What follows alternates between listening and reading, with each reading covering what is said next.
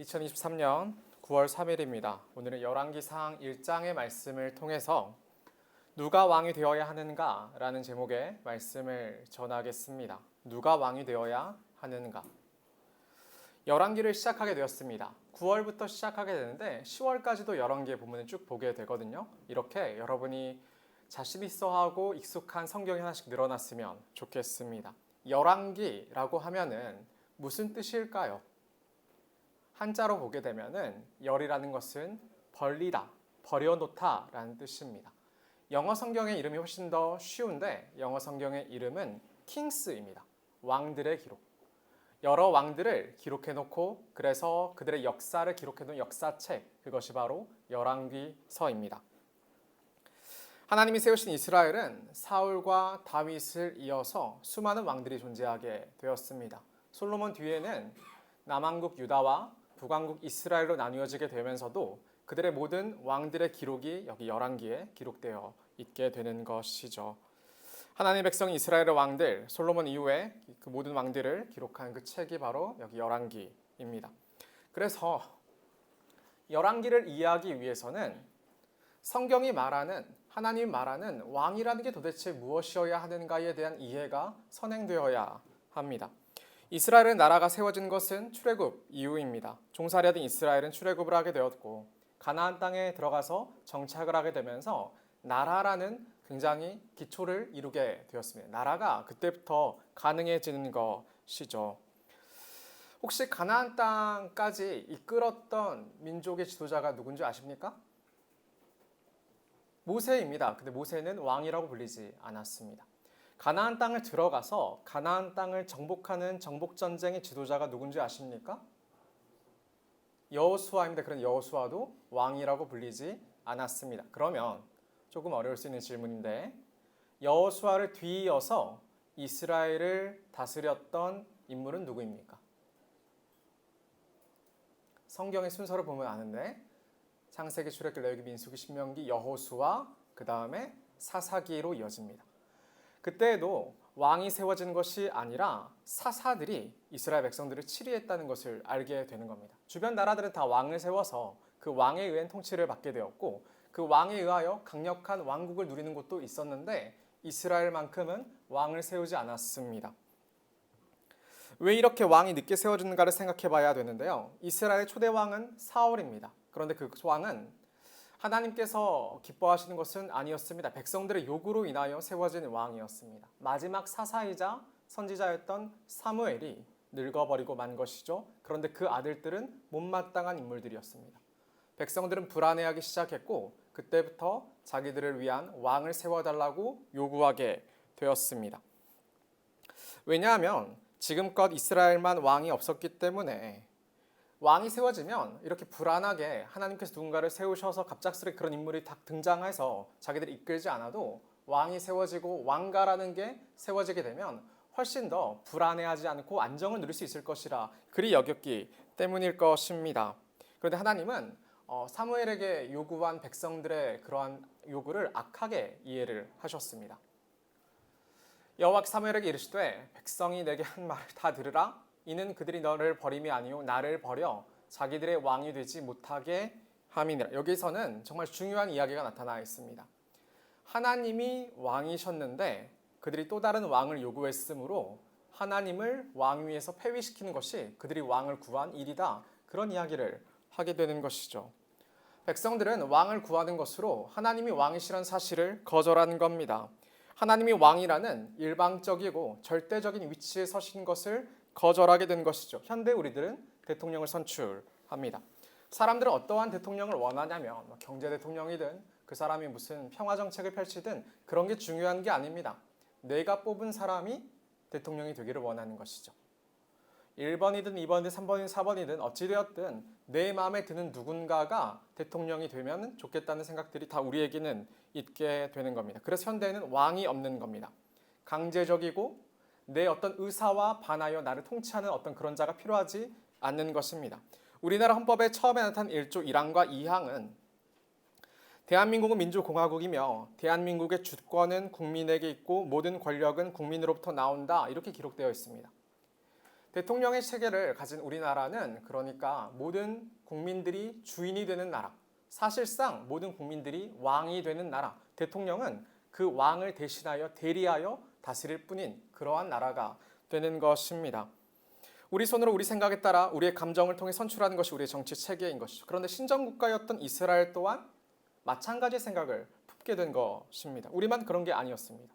백성들이 왕을 요구합니다. 백성들은 자기들의 생각을 옹호해주고 내 판단을, 내 선택을 옳다고 말해줄 그러한 왕을 원했던 것입니다. 그리고 사울이 왕위에 오른 겁니다. 사울은 백성들의 요구에 부합한 왕입니다. 사울에 대한 중요한 묘사는 사무엘상 9장 2절에 나타납니다. 기스렉의 아들이 있었는데 그의 이름은 사울이요 준수한 소년이라. 이스라엘 자손 중에 그보다 더 준수한 자가 없었고 그가 얼마나 키가 컸냐면 모든 백성보다 어깨 위만큼이 더 자라 있었더라 이야기를 하는 겁니다. 내가 원하고 내가 바랐던 그런 이상향, 모든 사람들 가장 준수했을 뿐만 아니라 키까지 커서 전쟁의 시기에 그 사람이 전쟁에 능할 것이라 기대할 만한 그러한 왕, 그런 사람이 사울인 것입니다. 여기서 준수하다는 말은 그저 잘생겼다는 말이 아니에요. 그가 갖춘 외향적인 기준들이 빼어나고 뛰어났다는 이야기를 하고 싶은 것입니다. 사울은 이스라엘에 만족할 만한 왕이었고 이스라엘의 요구와 부합되는 왕이었습니다. 이스라엘의 생각과 일치하는 왕, 이스라엘이 보기에 좋은 왕, 자기의 욕망과 합치한 왕이라는 그러한 표현을 하는 겁니다. 내 마음에 드는 왕, 그것을 요구한 것이죠. 사울의 준수함과 모든 백성보다 더 키가 컸던 그 외양이 그것을 증명하는 것입니다. 내가 생각하는 왕인 것이죠. 이것은 사사들과는 전혀 다른 모양새였습니다. 제가 첫 사사인 온니엘부터 시작해서 3명의 사사에 대해서 이야기를 할 텐데 하나님은 이스라엘이 하나님 앞에 불순종하여 반역할 때마다 그들은 굉장히 어려움에 처하게 되었습니다. 주변 나라들로부터요. 그때마다 사사들을 보내셔서 이스라엘을 구원해 주셨는데 그 사사들의 면면을 조금 살펴볼 필요가 있습니다. 이스라엘이 범죄함의 결과로 주변 이웃 나라에 의해서 고통스러워할 때 이스라엘을 구원하시기 위해 했던 자들이 사사라고 했죠. 첫째 사사는 누구냐면 온니엘이라는 인물입니다. 온니엘에 대한 가장 중요한 소식은 그가 그나스의 아들 온니엘이라는 말입니다. 그나스의 아들이란 말은 그가 이방 민족 출신이라는 말이에요. 정통파가 아닌 것이죠. 나중에 갈렙도 그나스의 아들이라고 나오니까 나중에는 유다 지파로 편입이 되지만 사실 그의 뿌리는 피가 섞여 있는 혹은 더러운 이방인에 불과한 그러한 인물입니다. 그런데 하나님은 그러한 온니엘을 보내셔서 이스라엘을 구원케 하셨습니다. 그리고 굉장히 특별한 출발인 거예요. 우리가 생각하는 사사라는 것은 우리가 생각하는 우리의 지도자는 남들보다 우월하고 뛰어난 능력을 가져야 했는데 하나님은 온니엘을 사사로 삼으셔서 그들을 구원하셨습니다. 두 번째 인물은 누구시냐면 에훗입니다. 에훗은 당시에 모압의 왕 에글론에 의해서 고통을 심하게 당하고 있을 때 세워졌던 사사인데 에훗은 베냐민 지파 사람입니다. 베냐민 지파의 뜻은 무엇이냐면 베냐민이란 말의 뜻은 오른손의 아들, 오른쪽 그러니까 권능의 아들이라는 뜻이에요. 그런데 에훗을 설명하는 표현은 무엇이냐면 왼손잡이 에훗인 거예요. 얼마나 아이러니한 거예요. 누가 봐도 권능 있고 누가 봐도 강대하고 누가 봐도 대단한 인물이 이스라엘을 구원한 것이 아니라 왼손잡이였던 못난이었던 어쩌면 장애인이었을지 모르는 그런 에훗이 사사로 서서 이스라엘을 구원하더란 말입니다. 이상한 이야기죠. 아이러니 아닙니까? 세 번째 사사는 누구냐면 에훗 뒤에 삼갈이라는 인물이 사사가 됩니다. 삼갈에 대해서 이렇게 말씀합니다. 에훗 후에는 아낫의 아들 삼갈이 있어서 소 모는 막대기로 블레셋 사람 600명을 죽였고 그도 이스라엘을 구원하였더라. 그러면 이 삼갈의 직업은 무엇입니까? 소를 몰던 목동인 것이죠. 천한 직업을 가진 자였습니다. 대단한 장수도 아니었고 많이 배운 사람도 아니었고 뛰어난 인물도 아닌 겁니다. 근데 사사기는 모든 이야기 다 이렇게 진행이 되는 거예요. 보잘것없는 자가 그런데 하나님이 그와 함께 하셨더니 이스라엘을 구원하는 장면들, 그게 사사시대의 굉장히 중요한 특징입니다. 사사기의 특징을 우리는 이해할 수가 있는 것이죠. 사사기를 통해 배워야 했던 이스라엘이 끊임없이 배워야 했던 것은 사람이 생각하는 왕이 사람을 구원하는 것이 아니라 하나님이 그와 함께 하셨을 때 그가 사람이 구원을 받을 수 있다. 사람이 구원과 평화를 누릴 수 있다. 그것을 배워야 했던 것입니다. 그런데 이스라엘은 이것을 배우지 못했고 끝내 왕을 요구하고야만은 그런 현실에 마주하게 되는 겁니다.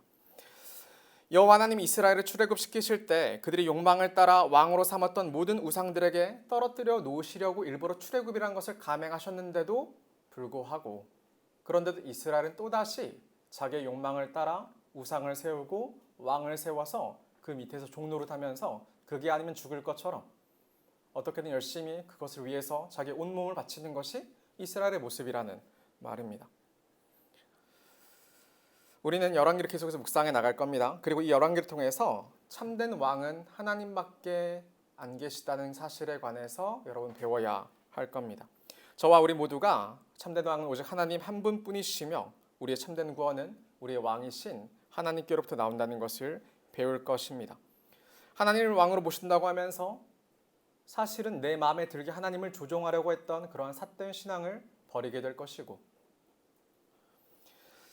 스스로 왕 위에 올라서 내 멋대로 맘대로 하나님을 선택하거나 하나님을 버리려고 했던 그러한 잘못된 신앙생활의 모습에 관해서도 버리고야 말 것입니다. 오늘 말씀을 크게 두 부분으로 나누어 보겠습니다. 먼저는 1절부터 10절인데요. 사람이 행하는 어리석은 선택에 대해서 이야기를 할 것입니다. 이어지는 11절부터 마지막 39절까지를 통해서는 하나님께서 행하시는, 또 하나님을 향하는 그 지혜로운 선택에 관해서 보겠습니다. 무엇이 어리석은 것이고 무엇이 지혜로운 것인지를 우리가 같이 살펴보겠습니다. 첫 번째 이야기입니다. 사람의 선택, 어리석은 선택에 관해서입니다. 킹스, 왕들에 대한 기록, 이 첫 시작은 굉장히 중요합니다. 첫 시작은 위대한 왕이었던 다윗에 대한 이야기로 시작을 하게 되죠. 다윗 왕이 나이가 많아 늙으니 이불을 덮어도 따뜻하지 아니한지라. 다윗에 대한 우리의 기본적인 이미지는 그가 용사라는 것입니다. 다윗은 사울을 뒤이어 왕으로 옹립이 되었는데 그는 사울을 대체하기에 충분한 인물이었습니다. 다울이 사울의 밑에서 장군으로 있을 때 벌써부터 백성들은 무엇이라고 칭송했냐면 사울이 죽인 자는 천천히요 다윗은 만만이다, 이렇게 이야기를 했습니다. 사울의 외적인 조건을 이야기했죠. 모든 백성보다 준수할 뿐만 아니라 모든 사람들보다 어깨 하나만큼이 더 있었다, 그렇게 이야기를 했던 인물입니다. 그런데 사울이 죽은 자는 천천인데 다윗은 만만이라 이렇게 얘기했으니까 그가 얼마나 대단한 용사입니까? 특별히 다윗은 무엇으로 대비하냐면, 전쟁 가운데서는 무엇으로 대비하냐면 골리앗을 죽인 일이었습니다. 사실 보잘것없는 인물이었어요. 사울이 자기의 갑옷을 입혔는데 사울은 큰 자고 다윗이 너무 작으니까 그 갑옷을 입을 수가 없었어요. 그러니까 자기가 평소에 가지고 다니던 목동의 복장으로 물맷돌을 가지고 골리앗과 싸웠고 그 강대했던 골리앗을 쳐부쉈던 인물이 다윗입니다. 백성들의 다윗을 향한 인기는 대단한 것이었습니다. 그 위대한 사울보다 뛰어난 장수였던 다윗이었으니까요. 이스라엘에게 다윗은 의지할 만한 용사였고 왕이었습니다. 다윗의 존재가 그들의 평화를 보장한다고 여겼습니다. 그런데 문제는 그런 다윗이 늙었다는 겁니다. 열왕기를 기록한 기자는 열왕기를 시작하면서 왕들의 기록을 이야기하면서 가장 위대한 왕이었던 다윗의 늙어버린 초라함으로 이야기를 시작하고자 하는 것이죠. 이 위대한 왕이 얼마나 무력해졌는가에 관해서. 신하들은 어떤 일을 행하냐면 다윗이 너무 늙으니까 또 이불을 덮어도 체온을 유지할 수 없으니까 그에게 아비삭이라는 젊은 여자를 데리고 옵니다. 그 아름다운 젊은 여자인 아비삭을 데려와서 체온을 채울 뿐만 아니라 다윗의 죽어버리고 다윗의 끊겨버린 그 왕성함을 회복시키시고 싶었을 겁니다. 그러니까 그런 젊은 여자를 사용을 했던 것이죠.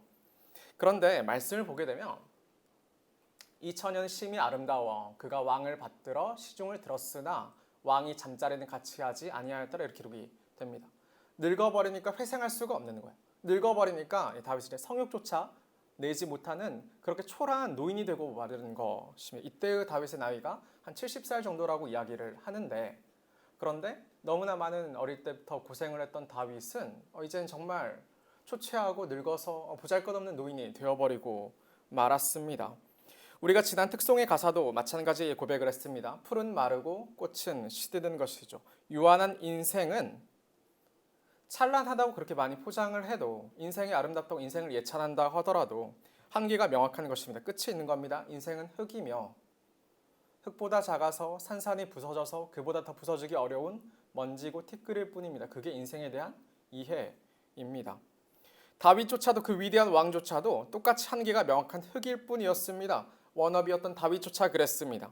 그래서 열왕기 기자는 다윗의 노쇠함을 들어서 인생들이 추구하는 대단함과 가치 있음이 얼마나 보잘것없는지를 제시하는 것으로 이 열왕기를 시작하고자 합니다. 다윗조차 그러하더라. 그러니까 우리가 추구하는 우리의 위대함이 대단함이 가치 있음이 얼마나 무력하고 무능한 것인가. 하나님을 제끼면서까지 내 욕망에 따라 내가 원하는 왕을 세우려는 우리의 어리석음이 얼마나 볼품없는 것인가. 그것을 이야기하면서 이 열왕기를 시작하고자 하는 겁니다. 그런데 이어지는 이야기가 뭐냐면 다윗이 이렇게 쇠약해진 틈을 타서 왕이 되고자 했던 다윗의 넷째 왕자 아도니아의 이야기로 이어지게 되는 것이죠. 여러분에게 이름이 익숙치 않을 수 있어요. 그러니까 오늘 많은 이름들이 등장하니까 집중해서 열심히 잘 따라오셔야 돼요. 적으면서 잘 따라오세요. 다윗의 넷째 왕자인 아도니아를 보아야 합니다. 바로 이어지는 이야기예요. 그때 핫깃의 아들 아도니아가, 핫깃은 이제 다윗의 여러 아내들 중에 한 명입니다. 핫깃의 아들인 아도니아가 스스로 높여서 이르기를 내가 왕이 되리라 하고 그는 왕이 되기를 결심합니다. 그에 대한 표현이 뭐냐면 압살롬 다음에 태어난 자요 용모가 심히 준수한 자라. 그러니까 이제 아시겠죠. 모든 백성들의 워너비인 겁니다. 다윗을 대체할 만한 인물인 것이죠. 백성들이 보기에, 이스라엘이 보기에 그런 사람이 왕이 되어야 자기들의 평화를 가져올 수 있고 자기들의 부유함과 부강함을 가져올 수 있다고 생각할 만한 인물이 이 아도니아인 것입니다. 왕을 인정하는 기준이 이제 조금 명확해지죠. 이스라엘에 있어서 심히 준수한 자들, 잘생긴 자들인 것이죠. 위대하고 뛰어난 자들, 빼어난 자들, 그러한 자들이야말로 우리의 인생을 책임져 줄 것이라는 그런 생각들이 우리에게 있는 것. 그러니까 여러분이 아이돌을 좋아하는 거죠. 가치를 크게 부여하는 것 아니겠습니까? 거기에 다윗의 앞선 아들들을 한번 언급해 보겠습니다. 첫째 아들은 암논입니다. 그는 첫째이니까 누구보다 왕위에 가까웠을 그러한 인물입니다. 그런데 암논은 어떤 일을 했냐면 배달한 여동생인 다말을 강간하죠. 다말을 강간했을 뿐만 아니라 그렇게 다말을 갖고 싶어서 상사병까지 났다가 다말을 강간한 이후에는 그녀가 싫어져서 버린 인물입니다. 그 첫째 아들 암논이에요. 악한 인물이죠. 개판 아닙니까? 벌써부터. 자기 위치와 권력을 악하게 사용했던 그러한 인물이 암논입니다. 둘째는 성경에 많은 언급이 없습니다. 학자들은 그가 젊은 나이에 요절했거나 정치에 완전히 뜻이 없었던 인물로 이해합니다. 왜냐하면 그 다음부터 아무런 언급이 없거든요. 그리고 이어진 셋째가 압살롬이라는 왕자입니다. 압살롬에 대한 중요한 설명이 무엇이냐면 온 이스라엘 가운데에서 압살롬같이 아름다움으로 크게 칭찬받은 자가 없었으니 그는 발바닥부터 정수리까지 흠이 없음이라. 그는 발바닥부터 정수리까지 흠이 없는 자예요. 이스라엘 문화에서 발이라는 것은 더러움의 상징입니다. 이스라엘 문화에서 발이라는 것을 씻기는 것은 가장 천한 하인들이 했던 그러한 일들이었습니다. 그런데 그 발바닥조차 아름다웠던 인물이 바로 이 압살롬이라는 인물이에요. 발바닥부터 정수리까지 아름답지 아니한 곳이 아무데도 없는 인물. 누구보다 뛰어나고 빼어난 인물. 그런 사람이 압살롬입니다. 그런데 이제 압살롬이 암논이 강간하고 버렸던 이 다말의 친오빠가 되는 것이죠. 이 앙금을 가지고 있다가 압살롬이 나중에 꾀를 내어서 첫째 왕자인 암논을 죽이게 됩니다. 그 아버지는 이제 다윗은 이 문제를 제대로 해결하지 못하는 무능한 왕이었지만요. 그런데 그러다가 나중에 압살롬이 무엇을 일으키게 되냐면 반란과 반역을 일으키게 됩니다. 그 반역은 실패로 돌아가게 되었고 그 압살롬은 나중에 죽임을 당하게 됩니다. 첫째 왕자가 그렇게 죽었고 둘째 왕자는 이름도 없고 이름은 있지만 나중에 활동이 없다는 이야기예요. 셋째 왕자인 압살롬이 그렇게 죽었습니다. 그러니까 이제는 누가 가장 왕위에 가깝습니까? 넷째죠. 그 넷째가 아도니아란 말입니다. 뛰어났던 그 위에 형들이 다 죽고 쓸모없어졌고 그리고 나서 이제야 자기의 왕위를 노려볼 만한 인물이 아도니아가 되는 거죠. 아도니아가 왕이 되고자 했던 것입니다. 그런데 어떻게까지 퍼즐이 맞춰지냐면 마침 그 아버지 다윗도 너무나 노쇠하여 회복할 가능성이 없는 것이죠. 모든 퍼즐이 다 맞춰졌습니다. 이제 1장을 보게 되면 이 아도니아를 대부분의 사람들이 다 지지했다는 것을 보게 됩니다. 당시의 군대의 사령관이었던 요압이 아도니아를 지지했고 제사장이었던 아비아달이 아도니아를 지지합니다. 그리고 여러분이 아는 것처럼 원래 왕위로 내정되었던 솔로몬을 제외한 모든 동생들이, 모든 왕자들이 아도니아가 왕이 되는 것을 찬성합니다. 얼마나 강력한 인물이었겠습니까? 아도니아말로 이스라엘 생각하기에 자기들이 왕이 되기에 충분히 준수한 자, 자기들 이끌 만한 자, 자기들에게 있어서 평안과 평강과 부강함을 얻어낼 수 있을 만한 그런 인물로 생각했던 것입니다. 그렇으니까 아도니아는 자기를 반대한 사람들 제외하고 모든 사람들을 불러 모아서 스스로 왕이 되었음을 선언해버리고 마는 겁니다. 제사장 사독과 여호야다의 아들 브나야와 선지자 나단과 시므이와 레아와 잘 안 보이네요. 다윗의 용사들은 아도니아와 같이 하지 아니하였더라. 아도니아가 에르노겔 근방 소에렛 바위 곁에서 양과 소와 살찐 송아지를 잡고 왕자 곧 자기의 모든 동생과 왕의 신하된 모든 유다 모든 사람을 다 청하였으나 선지자 나단과 브나야와 용사들과 자기 동생 솔로몬은 청하지 아니하였더라. 여러분 생각하기에 아도니아와 솔로몬 중에 누가 왕이 되어야 한다고 생각합니까? 여러분이 이스라엘 백성이에요. 이제 여러분이 의지했던 다윗 왕은 늙고 그 후계는 분명치 않아요. 그러한 상황 가운데 여러분이 중직에 있어서 어떤 걸 선택할 수 있는 입장이라면 여러분은 아도니아와 솔로몬 중에 누구를 왕위에 세우겠어요? 당시 아도니아는 절정의 나이에요. 35이에요. 그런데 솔로몬은 아직 왕위에 오르지 못한 것을 봐서 20보다 아래였을 거예요. 어려요. 누구를 왕위에 세우겠습니까? 이게 굉장히 중요한 이야기입니다. 지금이야 솔로몬이 지혜의 대명사처럼 그렇게 일컬어지지만 당시에 솔로몬은 어린 소년이에요. 그리고 그의 어머니는 밧세바예요. 여러분도 아는 것처럼 밧세바는 어떤 사람이냐면 다윗의 부하였던 우리야의 원래 아내였죠. 그런데 다윗이 밧세바를 강간하게 되고 그녀가 임신한 것을 알게 된 이후에 자기 신하였던 충성스러운 신하였던 우리야를 죽이고 취한 인물이 밧세바입니다. 그런 밧세바에게서 난 사람이 솔로몬이니까 그는 얼마나 뒷배가 없는 인물입니까? 정당치 못한 인물이 어떻게 보면 깨끗하지 못한 인물이고 그렇게 힘을 발휘할 수 없는 인물이 이 솔로몬이라는 말입니다. 정통성으로 보나 능력으로 보나 나이로 보나 솔로몬이 더 나은 부분은 어디에도 없는 것이죠. 그런데 여러분은 하나님께서 말씀하셨으니까 아도니아가 아니라 솔로몬을 택해야 되는 겁니다. 이해하기 어려운 거죠. 그러니까요. 누가 봐도 내 판단으로 내 계산으로는 아도니아가 왕이 돼서 나를 이끌어주면 내 인생이 훨씬 더 잘 펼칠 것 같은데 그런데 하나님이 아도니아가 아니라 솔로몬이라고 말씀하셨으니까 우리의 왕이 하나님이시니까 왕의 백성인 우리는 그 왕의 명령을 따라야 했다는 거죠. 백성들을 선택해야 됐습니다. 자기들의 눈에 보기에 지혜로운 것 같은 아도니아를 왕으로 삼을지 아니면 하나님이 선택한 자기들의 눈에 보기에 어리석어 보이는 솔로몬을 왕으로 삼을지에 관한 것입니다. 어리석은 백성들은 아도니아를 선택합니다. 자기들의 지혜를 과신했기 때문이겠죠. 풀은 마르고 꽃은 시든다고 그렇게 노래를 해도 그 말이 무슨 말인지 이해를 못했기 때문이겠죠. 내가 생각한 내 마음에 드는 왕이 그 대통령이 더 정치를 잘할 것이라고 과신하기 때문이겠죠. 어차피 인생이라는 것은 흙으로 돌아갈 뿐이고 티끌이라는 것을 이해하지 못했기 때문이겠죠. 고린도전서 1장 25절에서 바울은 하나님의 어리석음이 사람보다 지혜롭고 하나님의 약하심이 사람보다 강하니라 이렇게 고백했습니다. 하나님이 아무리 어리석어도 사람보다 지혜로우시고 하나님이 아무리 약하다 하시다 하더라도 사람보다는 강하신 겁니다. 이어지는 말씀이 이렇게 기록돼요. 그러나 하나님께서 세상의 미련한 것들을 택하사 지혜 있는 자들을 부끄럽게 하려 하시고 세상의 약한 것들을 택하사 강한 것들을 부끄럽게 하려 하시며 그래서 우리가 이 자리에 앉아 있는 겁니다. 미련한 선택을 하기 위해서요. 세상 사람들이 안 한 선택을 하기 위해서 이 자리에 앉아 있는 겁니다. 미련하고 지혜 없고 어리석어 보이고 약해 보이는 선택들을 그런데 하나님이 그게 맞다고 말씀하셨으니까 그것을 선택하려고 앉아 있는 것이 우리 기독교인이란 말입니다. 그럼 보십시오. 제가 마포중앙교회 처음에 중고등부 사역자로 왔습니다. 당시 아이들에게 공부가 최선의 가치였겠죠.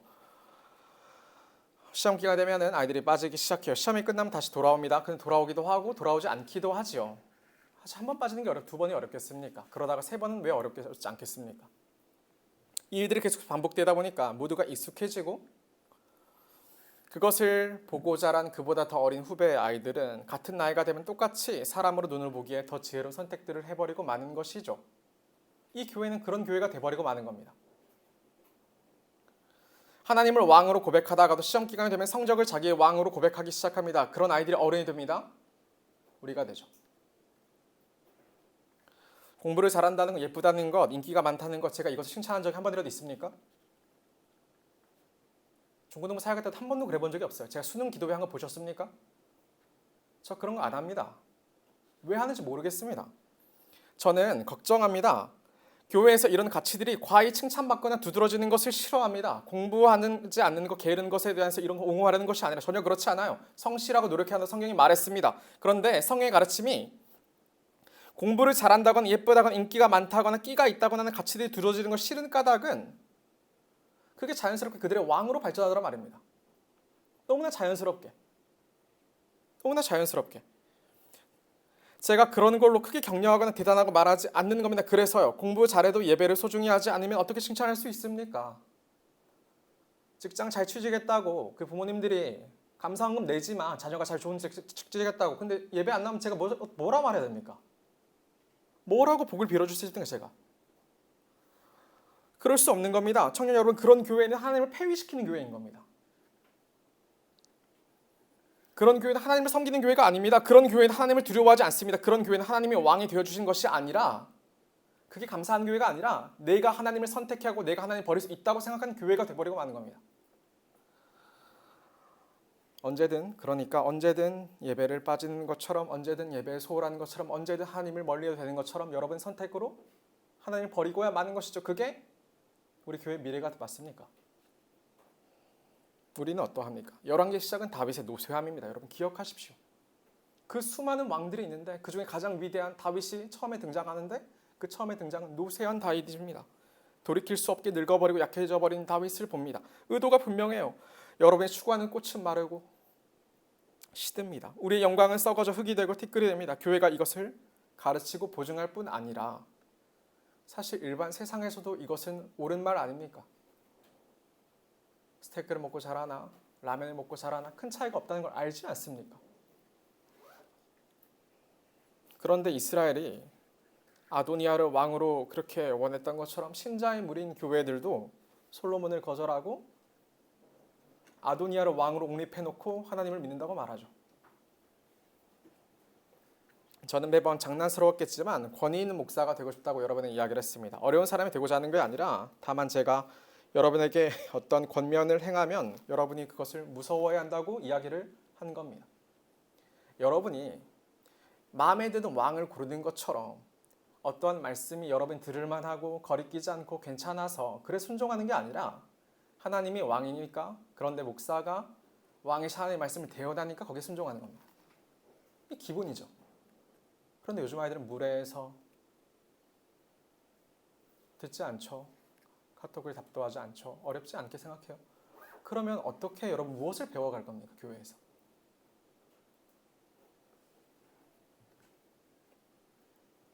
그게 말씀의 권위를 인정한다는 거고 하나님을 왕으로 모시는 태도입니다.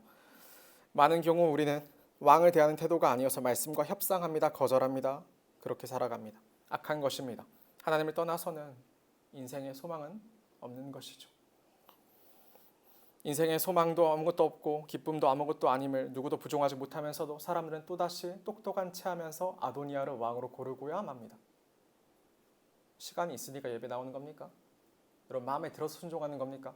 할만해서 여러분 성경 읽는 겁니까? 시간이 남아 돌아서 누구는 기도합니까? 생각해 보십시오. 우리의 오랜 신앙생활은 도대체 무엇을 쌓아왔는가? 사람의 선택은 어리석은 것뿐입니다, 여러분. 여러분이 얼마나 똑똑하고 대단한지가 중요한 게 아니라, 왜냐하면 사람의 선택은 유한한 인생에서 나올 수 있는 것은 더러운 것뿐이기 때문입니다. 사람에서 나오는 것이 사람을 더럽힌다고 했습니다. 유한한 인생은 답을 낼 수 없습니다. 기억하십시오. 기록해 놓으십시오. 유한한 인생의 최선은 어차피 유한할 뿐입니다. 그러니까 우리가 내 마음에 들어서 왕이 아니라 그분이 나의 왕이심으로 그분을 순종하는 겁니다. 그게 신앙입니다.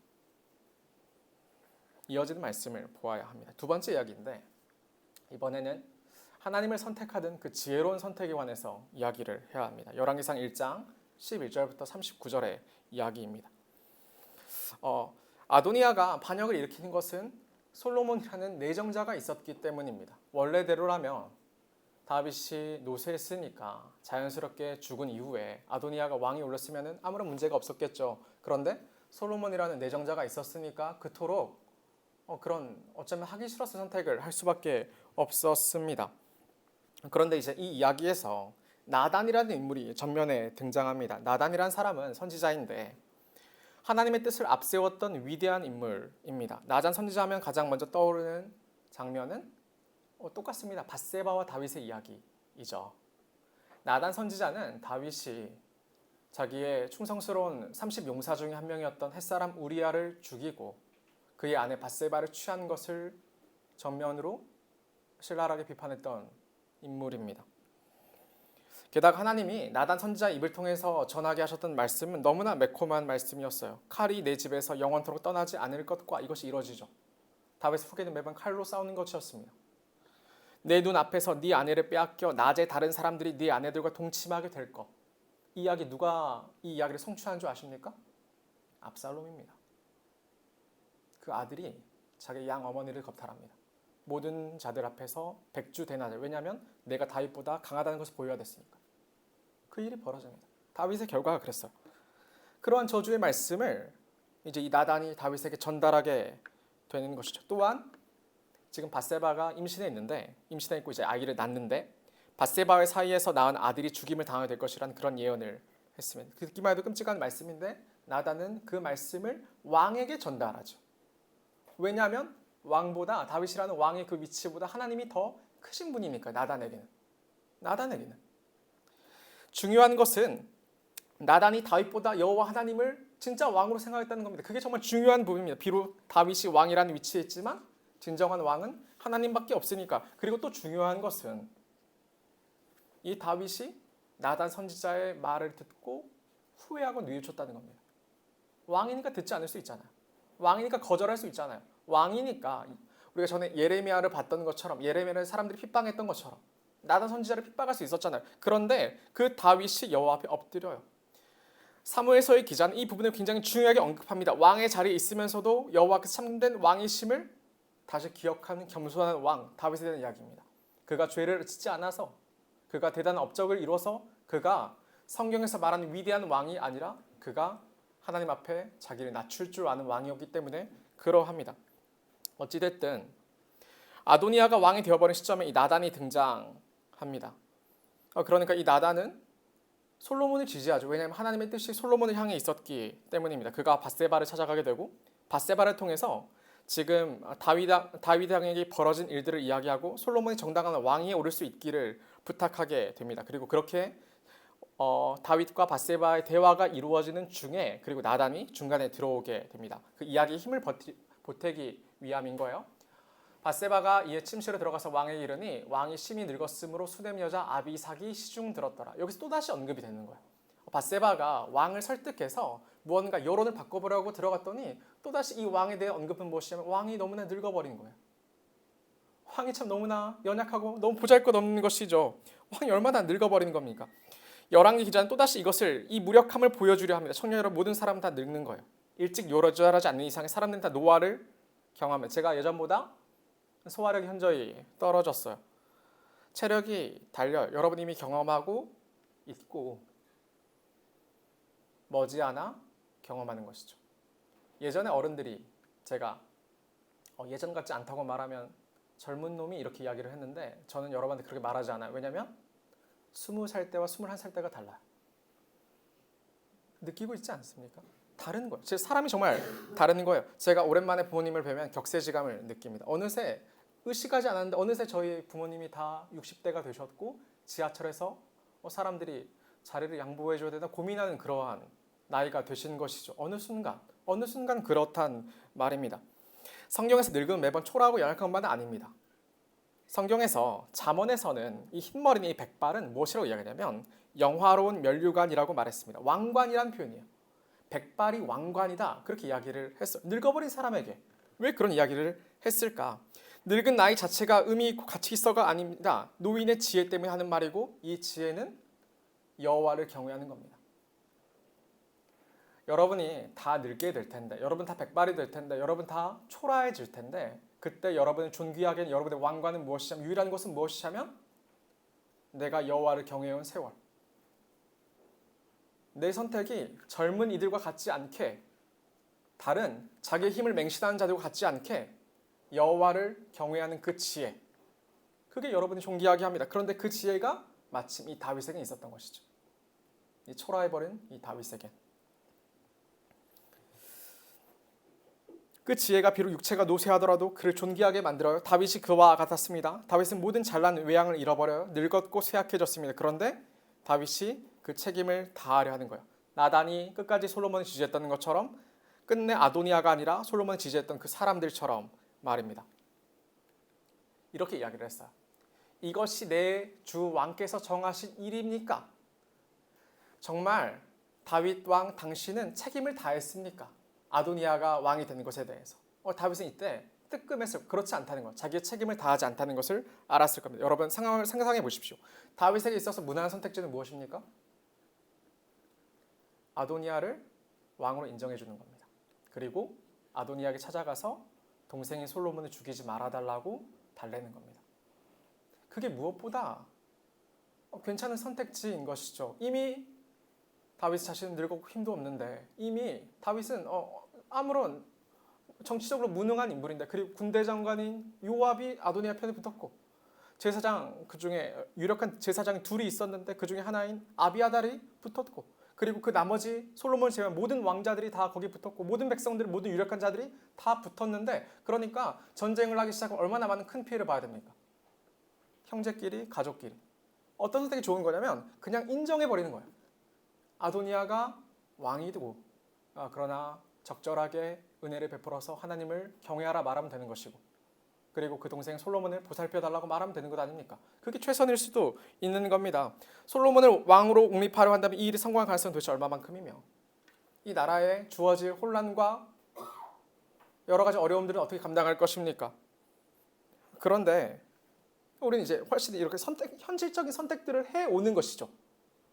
아도니아를 딱히 추구한 건 아니었지만 막상 선택의 순간들이 오니까, 그리고 우리의 방향들을 살펴보니까 우리는 어느새 이제 아도니아가 훨씬 더 나은 선택지라는 걸 인정해버리고 마는 겁니다. 그렇게 아도니아가 왕이 된 삶을 우리 신앙생활을 계속해서 해오는 것이죠. 그런데 그게 아닌 거예요. 하나님이 다윗을 왕으로 세우신 것은 다윗이 그 힘을 가지고 지 멋대로 선택하고 판단하라는 게 아니라 사람에게 어떤 위치를 주시고 여러분에게 어떤 관계의 중요성을 주시고 영향력을 주신 까닭은 그것을 가지고 여러분이 마음대로 살라고 말하는 게 아니라 누군가를 부모로 불러서 그에게 하나님이 자녀를 맡기신 까닭은 그 부모의 판단으로 멋대로 그 자녀의 신앙을 망치라는 게 아니라 하나님을 경외하는 지혜를 가르쳐야 되는 거죠.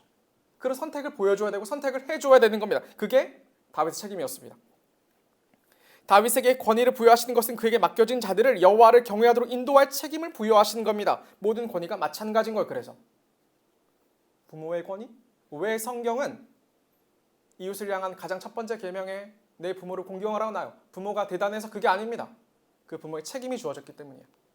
아도니아가 아니라 솔로몬을 왕으로 세울 책임, 그것을 자녀에 가르칠 책임이 주어졌으니까 선생의 권위, 여러분에게 헌신하는 리더의 권위 마찬가지입니다. 내가 마음에 들고 내가 괜찮아서 따르고 조금 부족해서 안 따르고 싫어하고 그런 게 아니에요. 연락해도 연락도 안 받고 그래도 되는 게 아니에요. 성경은 그런 말한 적이 없습니다. 선배의 권위, 목사의 권위 마찬가지야. 똑같은 거예요. 우리에게 주어진 책임은 현실을 빠삭하게 이해해서 여러분 가장 현실적인 최선을 찾아내주는 게 아닙니다. 그런 것도 이거 아니에요. 풀이며 흙이며 티끌인 인생에게 무한하신 하나님을 경외하는 답을 가르치고 인도하라고 주어진 권위입니다. 그것을 위한 것이죠. 요한은 인생의 지혜로는 솔로몬을 왕으로 세우신 하나님을 납득하고 이해할 수 없으니 그 권위에 순복하여 우리가 무한하신 하나님을 조금씩 더 경험하고 경외할 수 있도록 베푸시는 것이 권위고 권위에 복장하라는 명령입니다. 그게 주어진 것이죠. 나단은 다윗에게 그 책임을 언급하는 겁니다. 이것이 내 주께서 정하신 일이십니까? 다윗이 거기에 응답합니다. 이렇게 응답해요. 왕이 이르되 내 생명을 모든 환난에서 구하신 여호와께서 살아계심을 두고 맹세하노라. 내가 이전에 이스라엘의 하나님 여호와를 가리켜 내게 맹세하여 이르기를 네 아들 솔로몬이 반드시 나를 이어 왕이 되고 나를 대신하여 내 왕위에 앉으리라 하였으니 내가 오늘 그대로 행하리라. 다윗이 자기의 생명의 근거를 누가 두냐면 하나님께 둬요. 내가 잘나서, 내가 전쟁 잘해서, 내가 골리앗을 쓰러뜨릴 만큼 강대해서 그렇게 말하지 않아요. 모든 환난 가운데 건지시니가 하나님 주신 걸 기억해내요.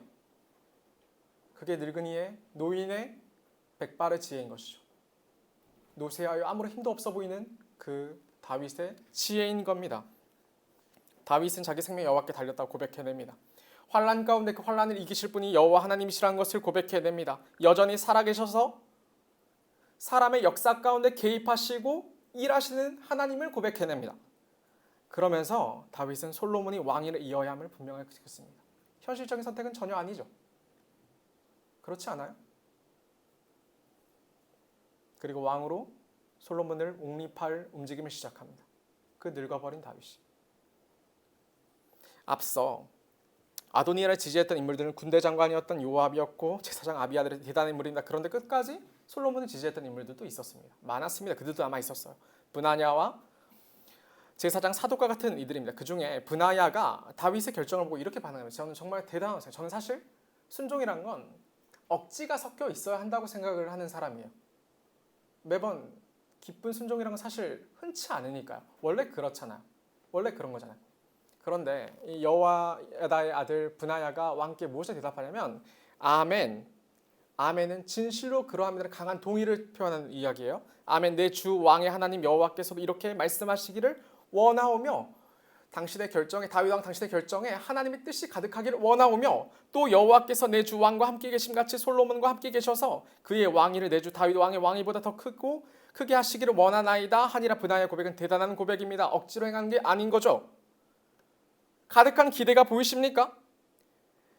사람들은 다윗의 용맹함에 기대입니다. 그래서 다윗을 추종하고 따랐습니다. 그리고 다윗은 늙어버리니까 다른 대체제를 찾는 것이죠. 그런데 브나야는 다윗에게 무엇을 찾았냐면 여호와께서 내 주 왕과 함께 계심을 찾는 것이죠.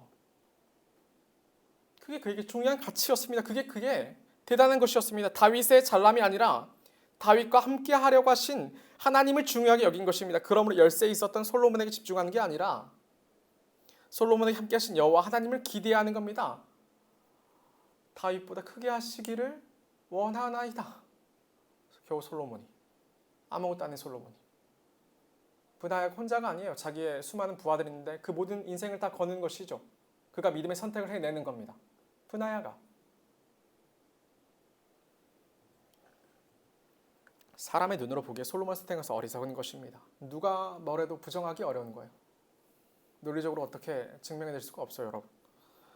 그런데 이것이 진실로 지혜로운 선택이라는 사실을 계속해서 이야기해내는 것이 성경이요. 하나님을 경외하는 자들은 믿음으로 모든 것이 약세였던 사실은 전혀 선택하고 싶지 않았을 솔로몬을 왕으로 옹립합니다. 여호와께서 자신들과 함께 하심을 믿음으로 자기의 선택을 결정해냅니다. 그 기대를 가지고. 여러분의 앞날에 대한 기대가 하나님께 달려 있어야 되는 것이죠. 돈을 더 많이 번다? 더 많은 여유를 가진다? 내가 좋아하는 이상을 그러한다? 그런 게 아니라.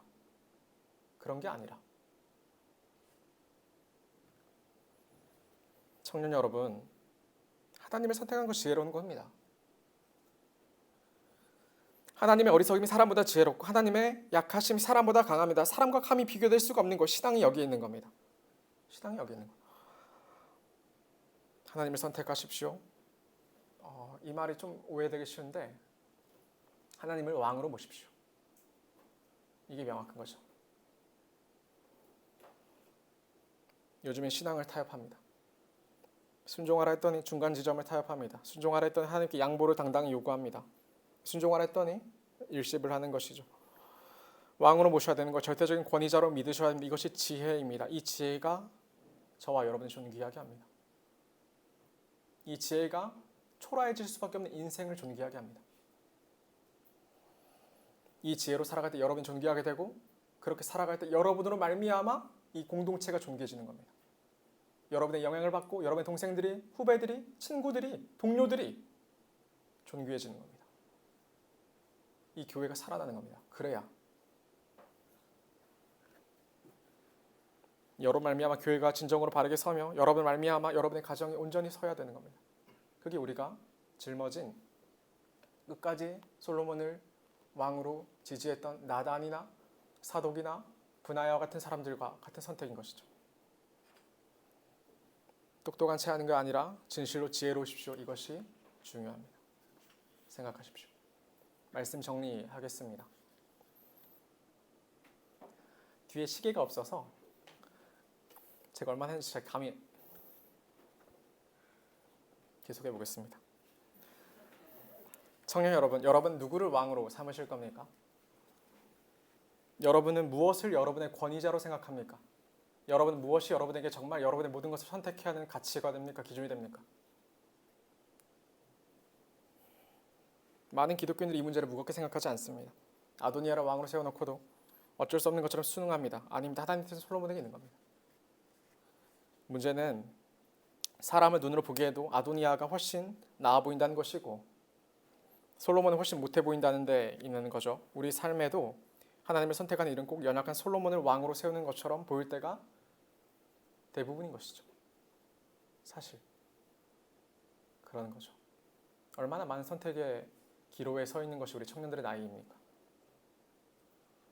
그런데 그때서야 우리 믿음이 드러나고 그때서야 내 믿음이 더 단단해질 기회를 얻는 겁니다. 그때가. 왜 하나님이 솔로몬을 왕으로 선택하실 줄 아십니까? 이제 이 생각을 해보고 오늘 설교를 마치게 될 텐데 앞서 다윗이 우리아를 죽이고 밧세바를 취했다고 이야기를 했죠. 그리고 인해서 나단 선지자를 보내셔서 하나님은 뭐라고 말씀하셨냐면 다윗과 밧세바 사이에서 낳은 아들을 죽이겠다고 그렇게 말씀을 하십니다. 다윗은 너무나 슬퍼요. 금식하면서 어쩔 줄 몰라요. 울고불고 난리가 나요. 그러니까 신하들이 어떤 생각하냐면 지금도 그런데 그 아들이 죽게 되면 도대체 얼마나 더 다윗이 힘들어할까에 대해서 고민을 한단 말이에요. 그런데 다윗이 물어봐요. 아들이 죽었느냐고. 죽었다고 대답을 하니까 막상 아이가 죽은 이후에 다윗이 슬픔을 그쳐요. 속으로는 무너졌겠지만 망가졌겠지만 다윗이 슬픔을 그쳐요. 그리고 다윗은 금식을 멈췄고 밧세바를 위로해요. 밧세바에게 들어가서 또다시 동침을 해요. 그리고 새로 낳은 아들이 솔로몬이에요. 다윗은 겸손했습니다. 하나님이 왕이심으로 하나님의 판결 앞에 자신을 낮추고 수용합니다. 억울해하지 않아요? 원망하지 않아요? 마음 가운데 슬픔은 어쩔 수 없었겠지만 그가 하나님의 모든 결정을 수용해냅니다. 그게 위대한 거예요. 다윗이 그의 아내 밧세바를 위로하고 그에게 들어가 그와 동침하였더니 그가 아들을 낳으며 그의 이름은 솔로몬이라 하시니 여호와께서 그를 사랑하사 선지자 나단을 보내 그의 이름이 여디디야라고 하시니 이는 여호와께서 사랑하셨기 때문이더라. 솔로몬의 탄생 배경을 눈여겨보십시오. 솔로몬 태어나자마자 여호와께서 그를 사랑하셨다 했습니다. 그가 얼마나 잘생겼는지 나타나지 않아요? 그가 얼마나 지혜로웠는지, 효도했는지, 신앙이 있었는지 전혀 나타나지 않아요. 그런데 그가 태어나자마자 하나님께 사랑받는 자라는 이름을 얻습니다. 아무것도 한 게 없는 갓난 아기에게 하나님이 그렇게 말씀을 하신 거죠. 이해가 되십니까? 다윗이 자기 잘못을 인정해요. 왕이라는 위치에 있으면서도 여호와 앞에 범죄한 사실을 인정합니다. 자복합니다. 그리고 후회하고 무너집니다. 여러분 자존심? 여러분 쌓아온 신앙의 경력들, 이력들 아무것도 아닌 것이죠. 다윗 왕에 비하면. 아무것도 아닌 거죠. 그런데 그 다윗이 무너져요. 여호와 앞에서 왕이란 위치에 있으면 듣지 않아도 되는데 여호와 앞에 범죄한 사실을 인정하고 끝까지 부정해 드릴 텐데 어쩌면 여호와 앞에 엎드립니다. 아무도 그 왕에게 감히 말할 수 없었을 텐데. 이 사건이 다윗의 겸손함을 보여주는 거예요. 다윗은 하나님이 다윗을 사랑하신 까닭은 그가 외적으로 대단해서가 아니라 그에게 겸손함이 있었기 때문입니다. 주영재가 오늘 기도할 때 겸손함에 대해서 이야기를 했는데 솔로몬은 그런 다윗의 겸손함의 결과인 것이죠. 하나님이 그러니까 그 증표로서 솔로몬을 왕으로 내세운 것입니다. 죄를 지어서 여호와께 이를 인정하고 나아가서 벌을 받는 것은 두려운 일이에요. 어려운 일이에요. 여전히 여호와께 그런데 다윗이 나아가고 하나님이 내리시는 벌을 수용하고 그리고 자기를 용서하고 새로운 생명을 주신 여호와를 신뢰하여 다시 밧세바와 동침합니다. 그런 일이 있으면 밧세바를 멀리할 법도 하잖아요. 그게 다윗이에요. 그러니까 그가 의로운 왕이라는 칭호를 받는 거야. 다윗의 삶은 정말 개판이에요, 여러분. 정말 싫었어요. 자식 교육을 다 실패해요. 개판이죠. 큰아들이 자기의 딸을 강간하는데 중재조차 하지 못해요. 벌조차 내리지 못해요. 그게 다윗이에요. 그런데 그가 왜 고평가받는 줄 아십니까? 겸손했으니까. 겸손했으니까. 다윗에 대한 유명한 일화가 뭐예요? 하나님 언약궤가 돌아오니까 그가 춤을 추다가 옷이 벗겨지죠. 그랬으니까. 솔로몬은 여러분이 열왕기상을 이제 더 쭉 보게 되면은 그가 초기에 얼마나 괜찮은 왕인지를 또 보게 될 텐데 솔로몬이 여호와께 드리기를 좋아했던 왕이에요. 1,000번째 많이 드리는데 이게 솔로몬이 한 것이죠. 1,000번을 드리는 게 아니라 한 번에 1,000개의 번제를 하나님께 드리는 것이죠. 그러니까 얼마나 대단한 일이었겠습니까? 하나님 이것을 기뻐하셨어요? 그래서 솔로몬에게 물어보세요. 무엇이든 구해보라 이야기하세요. 근데 솔로몬이 뭘 구했냐면 누가 주의 이 많은 백성을 재판할 수 있사오리까?